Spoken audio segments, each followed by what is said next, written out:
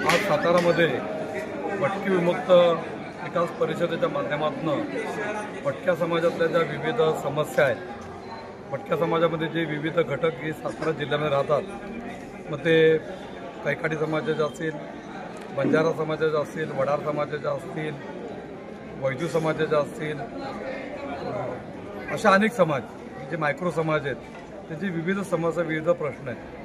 त्यांच्या जातीचा दाखलाचा विषय आहे, त्यांच्या रेशन कार्डचा विषय आहे, त्यांच्या घरकुल योजनेचा विषय आहे, अशा अनेक विषय या ठिकाणी पेंडिंग आहेत.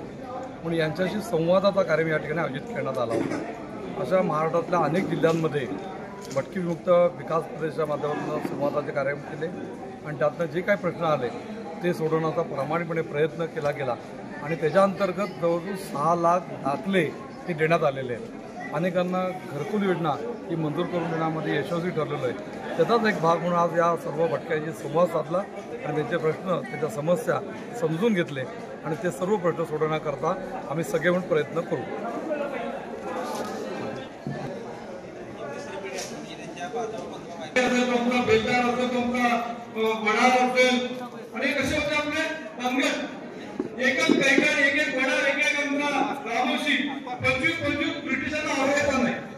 त्यांच्या बंदुकी, त्यांच्या तलवारी यांना तो भारी पडत एकटा आमचा भटका हा इतिहास माहिती आहे का? आपला इतिहास आहे का नाही? आहे ना इतिहास? पण कालांतराने आपल्या सगळ्या भटक्यांची अत्यंत दयनीय व्यवस्था. देशाच्या स्वातंत्र्याला 75 वर्ष पुढे झाली, पण आपल्या समस्यांकडे या राज्यकर्त्यांनी बघितलं नाही. ही वस्तुस्थिती आहे की नाही? आम्हाला फक्त मोर्चे, आंदोलन, कोणावरती भांडणं, मारामाऱ्या, कुणाकडे आम्ही सगळे असतो. कोणी कैकाडी असतो, कोणी वाडा असतो, कोणी पेदार असतो, असं नाही, कोणी रामोशी असतो.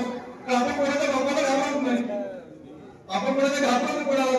आपण ब्रिटिशांची मदत केली, तर पुढाराचा दुश्मन तो माझा दुश्मन असं म्हणून आपण करतो आणि असं आपल्याला वापरून घेतलं गेलेलं आहे. ही वस्तुस्थिती आहे.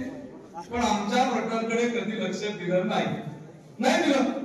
त्यामुळे आमचा नोंदी प्रेमाला